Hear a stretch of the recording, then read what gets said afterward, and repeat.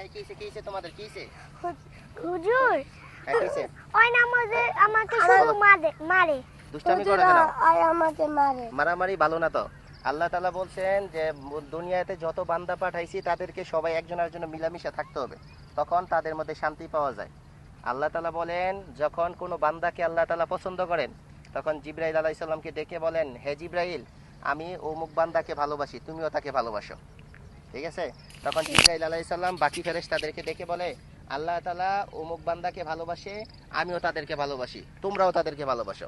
এরপরের থেকে দুনিয়ার মধ্যে সমস্ত মানুষের কাছে আসমান এবং জমিনে সবাই তাকে ভালোবাসে। তাহলে ভালোবাসলে একে আরেকজনের সাথে মিলামিশা চললে অনেক লাভ। আল্লাহ মহব্বত করবে, ফেরেশতারা মহব্বত করে। তোমরা আল্লাহর ভালোবাসা চাও না? জি আল্লাহর ভালোবাসা চাও? জি তাহলে একজন আরেকজনের সাথে কি করে চলতে হবে? মিলামিশা চলতে হবে। ঝগড়া লাগা যাবে? একজন আরেকজনকে ভালোবাসতে হবে, তাহলে আল্লাহ তাআলা তাকে পছন্দ করে। যে ভালোবাসে তাকে কি করে? আল্লাহ পছন্দ করে। তাহলে আজকে থেকে আর ঝগড়া লাগবা? জি না একজন আরেকজনের সাথে মিলা চলবা? জি আচ্ছা তাহলে আলহামদুলিল্লাহ।